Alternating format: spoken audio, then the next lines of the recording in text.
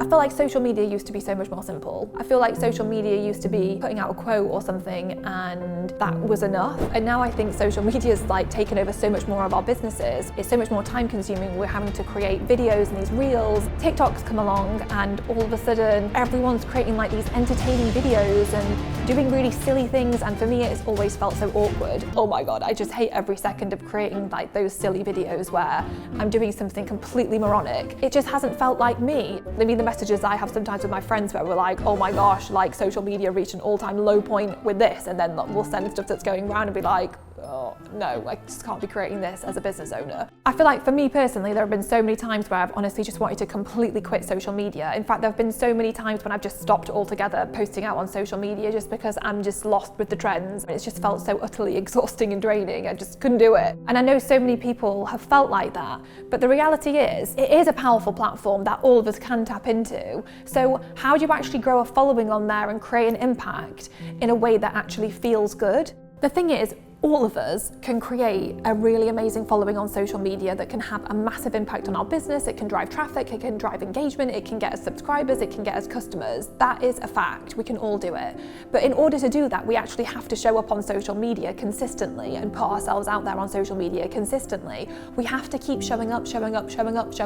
And it takes time, it can take years to kind of get the ball rolling and build that momentum and then keep it going. So in order to show up and be consistent, we have to be creating stuff that we actually really want to create that actually feels good for us. Because if we're not, it just becomes so difficult to stay on it and to keep creating. For me, I started looking at the accounts I was following online that I actually paid attention to and that I actually genuinely liked.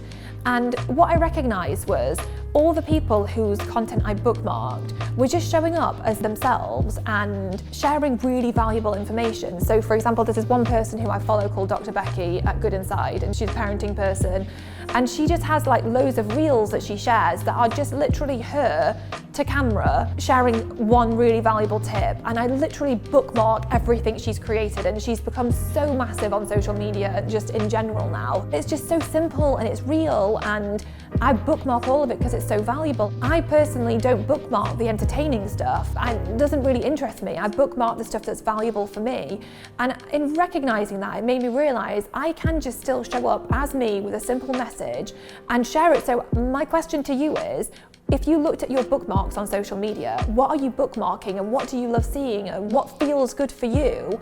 And instead of feeling like you have to do the entertaining videos, you have to follow the trends, follow your heart and follow what you enjoy, forget the trends. I feel like that leads me on to the second thing, giving yourself permission to just show up imperfectly. You don't have to create these perfectly polished videos. Someone said it really well to me, just show up and create videos as if you were sending a video message to a friend. Literally, that's what Dr. Becky does. It just feels like she's made a video on her phone for me and she sent it to me, and it feels connected, it feels relatable, it feels real. And I think we want to see real. I think we're fed up of seeing fake crap. We just want to see it and for it to be real. Try different things out to see what feels good for you so that you can then figure out what kind of content you love. So for example, for me, one thing that really helped me was podcasting. Literally just you and a microphone talking to camera or talking into the mic and just allowing yourself to get clearer on what your voice is, what your message is, what you're here to talk about, what it is that you have bubbling up inside of you to share.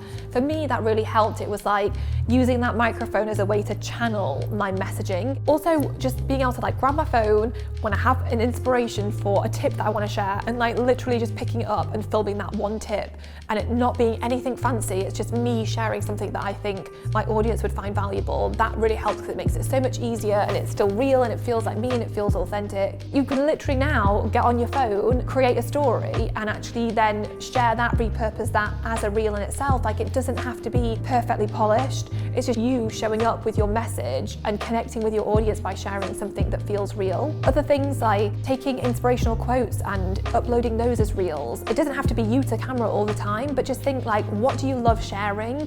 What feels good for you? And then just doing it consistently, putting it out there consistently, because that is how how you're gonna then create an amazing follower of engaged fans who love your content and what you're putting out there. So if this is something you've been really struggling with and you just really want more help with creating a content plan for social media, something that feels good and you feel excited to put it together and share it, then if you're over in our members club, then go and check out the Ultimate Content Plan Masterclass, and I break everything down so that you can create an amazing content plan for the next 90 days. So check that out. If you are not a member but want to come and check out our classes, then I've put the link in the description so you can find out more about joining and accessing everything that we have over there. I hope you've enjoyed this episode, and I really hope that you feel like you're not alone if you are feeling really drained or frustrated or fed up of the trends on social media.